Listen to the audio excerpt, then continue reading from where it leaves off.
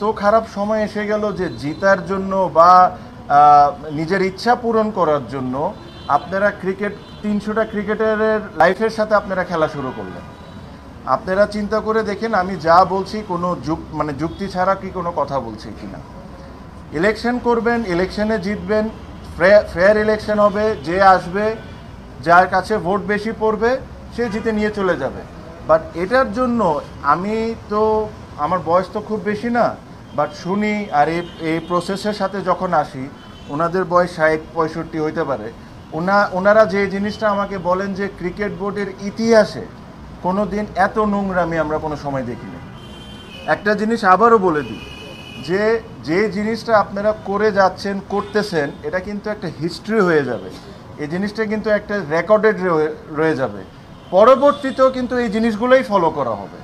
So আমার humble request যে এই জিনিসগুলো আপনারা করেন না, অনেস্ট ওয়েতে ইলেকশনটা করেন, ফেয়ার ওয়েতে ইলেকশন করেন, ইলেকশন করে আগে যান। আরেকটা এক্সাম্পল দিলাম, কালকের বিষয়, আমার বিষয়টা আপনারা জেনেছেন, যে আমার নামে কমপ্লেন করছে সেই বিভিন্ন জায়গায় বলে যাচ্ছে আমি করি নাই, আমি সাইন করি নাই।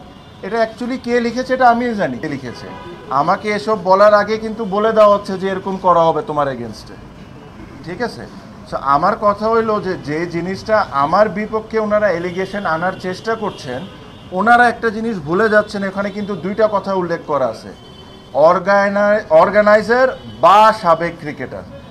আমি যে অর্গানাইজার না এটা কেউ প্রমাণ করতে পারবেন? 3টা টিম ওন করি, 2টা টিমের কমিটিতে আসি, গেল এক।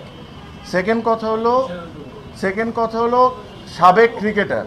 প্লিজ আপনারা গঠনতন্ত্রটা বের করে দেখেন, সাবেক ক্রিকেটার লেখা আছে, বাট সাবেক ক্রিকেটারের কি কোনো ব্যাখ্যা দেওয়া আছে কিনা যে আমার অফিসিয়ালি রিটায়ারমেন্ট ঘোষণা করতে হবে?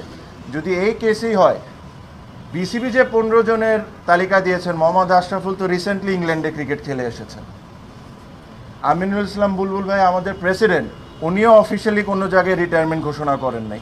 If you want to catch me in that way, then they also get count, ঠিক আছে? সেকেন্ডলি যে বিষয়টা হলো, আমি ক্রিকেট রিসেন্ট টাইমে খেলেছি, অবশ্যই সত্যি কথাটা 5 মাস আগে।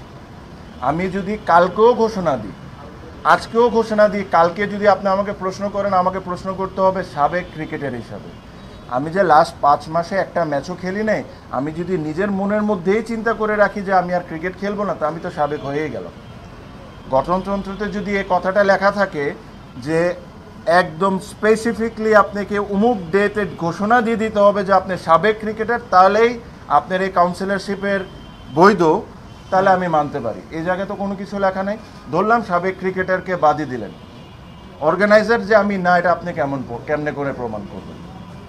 আমি গুলশান ক্লাবে কমিটিতে আছি, ওল্ড ডিএচএস এর কমিটিতে আছি, ওই চিঠিতে উল্লেখ করা লেখা যে আমি ওল্ড ডিএচএস এর সাথে আমার কোনো সম্পর্ক নেই। প্লিজ উপরে যান, যে ওল্ড ডিএচএস এর কমিটিটা খুঁজে বের করে দেখেন ওল্ড ডিএচএস আমি আসি কি নাই।